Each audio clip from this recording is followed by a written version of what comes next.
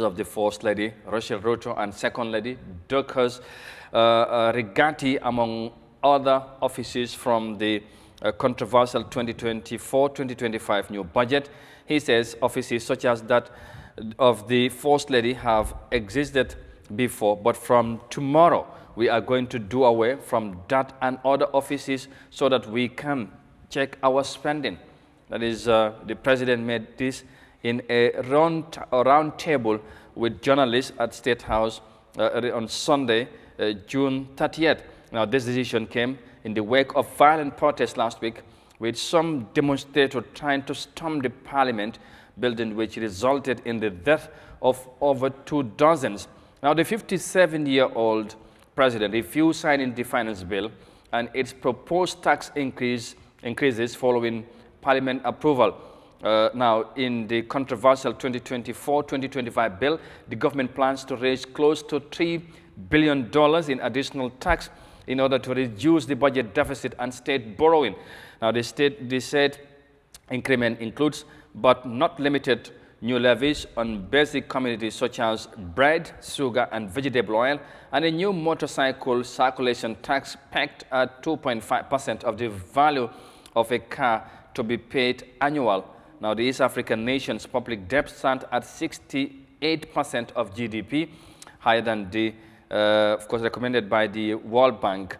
Now, the president, of course, also proposed engagement across various sectors: political parties, civil society, religious institutions, and professional organizations to shape the country's future. However, he also backed immediately, he backed immediate austerity measures to reduce government expenditure. Ruto also announced the allocation of 6 billion shillings, that is, of course, about $46 million to implement the Universal Health Coverage Plan and the Chronic Ill Fund for unassured citizens that would make it possible for every citizen to have health insurance. Those who cannot afford to pay or to be paid for by the government of Kenya, he explained. So that is the development from Kenya. As you heard from that, statement, the president have, of course, scrapped off the offices of the First Lady from the budget, that is a 2024 and 2025 budget. And he said this is done because they need to be more cautious of how they are spending. They want to, I quote him, we want or we can't. Should I say, let me just go by a bit. The president says the offices such as that of the First Lady have existed before, but from tomorrow, it was on Sunday, we are going to do away from that and other office so that, as the president speaking, we can check our spending. So Kenya want to check their spending. That is part of the reasons why he decided to do away with the offices of the First Lady and other offices as well. They existed before, like he said, but henceforward, that was beginning Sunday, they would no longer exist because of they want to be more fair with their spending. But equally, we all know what has recently happened in Kenya, and that is probably why he needs to be now, as a president, to be more cautious as to how he deal with some of these finance-related matters, especially that directly touch the lives of the citizenry. Li development bi nga xamantene xew na Kenya, président bi gis nga protest bi lum juron ci finance bill bi nga xamantene bëggon nako indi doomi réew mi génn anduñ ci ñaawlo ko waaye dafa melni nguur gi dañu bëgg forcé lañ bëggoon dem def lu leen ne waaye gannaaw bi ko député yi passé gis ngeen lu ci mujjé am nit ñi génn nakarlu mbir mi protest dem ci mbéda bi am ñu ci ñàkk seen bakkan waaye gannaaw loolu président bi dal si gannaaw waaye yemut ci budget bi nga xamante ne bëgg nañ ko indi ci First Lady offices yi génne na ko ak yenn office jàpp ne foog ñu saytuwaat nguur gi fan la ñoo jël seen yëfi dépense mu ne dafa jàpp ne jot na pour ñu seetaat ko am na lu fi nekkoon bu mu fa ñëwee foofu la ko fekk continuer na ko ba ab diir waaye mu jàpp ne est-ce que jarati na ko li ñu cee dugal xaalis bi nga xamante ne waa doomi réew mi ñoom ñoo koy contribute pour ñuy doxal réew mi. Amadou am na solo bu baax gis nga réew moom dañ koy càmbar di ko seetaat tolluwaayam fu mu toll ndax méngoo na ak doxalinam comme nga seet ko tam ak fu réew mi toll dafa am solo bu baax ngay xalaat loolu rawatina nag si nekkee ne président bi si boppam moom moo jokk am date xalaat boobu noonu. loolu lu am solo la gis nga ay first lady lifin yooyu noonu foo mi gisuma sax njëriñ bi. was daanaka duñ koy dugal ñoom fu gën a am soo ko bàyyi xel daanaka seen farandoo yi ñoo koy gis. seen farandoo yi ñoo see gën a bénéfice den koo xam ne ni jàmbur la rek waaye nit na ndimbal li si gën a bari loolu la de pour ñu dimbale ku ñu xamut is very rare. mostly ku ñoo dimbale rek seen farandoor la koo xam ne ni bu ngay jàppale nguur googu wala ku jàppale seen jëkkër rek jàppale nga nguur googu something like that. léegi nag si nekkee ne yow président bi mu am na bill te bill boobu yow daf la koobuwaale because dépense am yëpp yow si nga bokk first lady bi si la bokk yëpp. den yaakaar na loolu rek dafa doy su réew àggee nag fu nga xam ne ni comme mi léegi si àdduna bi yëpp ñu ngi am ay jafe-jafe yaakaar naa réew bu fi àggee dañ war a bàyyi xel wàññi dépense yu bëri yi nga xam ne amul benn njëriñ soo moom bu gis loolu xam nga bu mu ñëwee yàgg na tuuti. bu mu wii élection bi ñëw na xëy na fekk na fi former président bi doon ko def waaye mu ñëw dem tuuti dawal ak lu fa xew ni mu génnee ko. gosan lii problème mooy ne président boo fi gis askan bi ñoo la fa teg. si nekkee ne indi nga loo xam ne ni baaxut si askan bi yëpp lu gën a bëri si askan bi lu wala lu tolloog li la fal pourcentage bu la fal na baaxut. da nga war a deltu gannaaw si loolu. deltu gannaaw si loolu soo loolu nag dafa am solo. te soo ko deful nga dem ak sa askan ba si maraaj bi dañoo jàkkaarloo ak yow. xam nga ñu ne xar wala béy bu jaaxle rek mata. soo warloo àgg ak xar bi oo béy bi loolu muy jaaxle bay mata.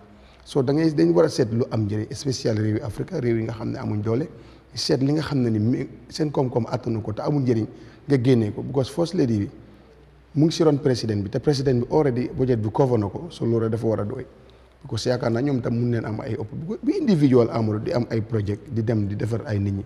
so first lady war na mën a lijjanti loolu moom tam te ñu bañ ko génnee si keesi réew mi. so loolu décision bu nga xam ne ni président bi jël ko dellu si gannaaw lu am solo la man rafetlu naa ko. an loolu suñ dis government war na see jàngee. xam naa dinañ si ñëw si kanam. parce que lii mooy réew soo bëggee indi lu nga xam ne arrangé wul askan bi dañ ko war a tegee side. soo moo tax Gambian people foog ñu jaajëfal leen si yar gi si dal gi am nañ ko bu baax. bon am na si yi nga xam ne ñun ñu koy bëgg teg yi nga xam ne nii tey nit ñi leen waroon a def spécial yi dinañ si ñëw dis bill bu nga xam ne nii kenn xamul li muy ñuróon ñii war na ko indi si National Assembly bi soo yooyu noonu correctul soo war nañ see mun a wax war nañ mun a seet si Kenya décision yi ñu jël. si te xam naa ne Kenya boo koy seet si am mais bi sax moo jiitu Gambie si yu bari. waaye tey bañ leen ko soo loolu dañ ñun rafetlu leen décision bu président bi jël waaye xam naa ne askan bi tam taxaw ne si wane ne lii du dem. te loolu noonu la askan war a def te wartooñu àgg ak ñoom fii. lii ñaaw dafa ñaaw parce que am na already ko am na ba kanam dem na si. te moom kuñ amuñ yaakaar ci moom la. waaw parce que moom sax gis nga li yàlla di wax because moom bu mu doon ñëw. xam nga ci moo nekkoon vice président. former yes président bi jàppalewut ko. xam nga report nañ ko fii discuss nañ ko fii. follow nañ ko fii élection yi. moom waa léegi nag moom mu ne mu gëm boppam gars yi ñu doon wax ne sax moom ci campagne bi ñu ne ko est-ce que doo seet ñi nga xamante dañ am tur ci réew mi wala am.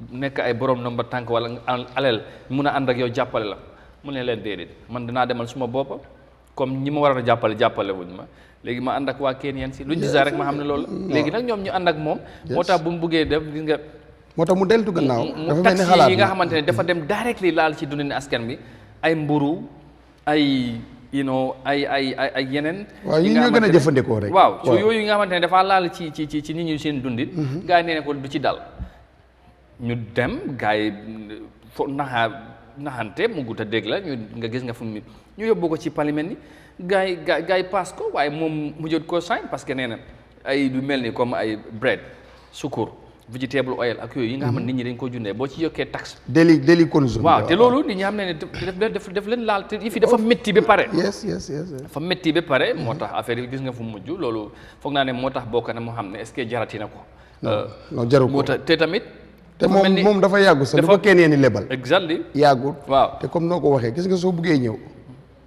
ku yàlla jàppale ku si gën a siiw si réew mi ku gën a am bu la jàppale wu sax da ngay dem te kooku nag duñ ko dee xàmmee nit ñi bu ñu moo ànd ak tax yow mu fëlee foofu ku ne foog na ne président ku mu jàppale yow yaay kuy jàll yaakaar bi foofu la gën a nekk because lii problème bi am na percentage tuuti te am na koppare mu fa waaye keneen si dañ jox gannaaw kooku ku président bi jàppale woon. ñun gis nañ ko fii suñu élection yu passé local government élection yi président bi dafa ànd ak ay candidate mu samp leen ci gox yi waaye taxul nit ñi design ñeneen. of course. so loolu moom nit ñi ñoo am doole boobu. nit ñi ñoo am doole boobu. waaw moo tax nag nit ñoo am doole bi buñ la ko joxee doole bi war ngaa bàyyi xel nga war a bàyyi xel. waaw nga xam ne doole bi nga am tey bi jël yenn dogal yi di ko def nit ñi ni kon di la ko nangul. loi moo ko tax waaye nit ñi tamit ñoom ñoo tax nga am doole boobu. moo tax lépp looy def da nga leen war a sooraal. waaw loolu dafa doon lu am solo. lu am solo la soo gis nga comme lu waa ji doon wax rek bul bañ a wax non.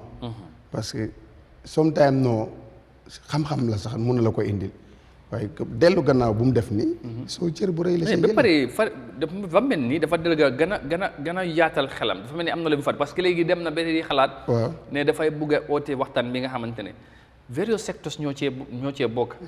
du ci diine bi religious political parties yi civil society bi institutions ak professional organisation mu ne yëpp foog ñu waxtaan mu ne réew mi seen réew bu ñu bokk naka la ñoo def ba ñu am na ñu ko yóbbee ci kanam. ëllëg réew mi mu ne foog ñu waxtaanee ko. parce que gis na li am.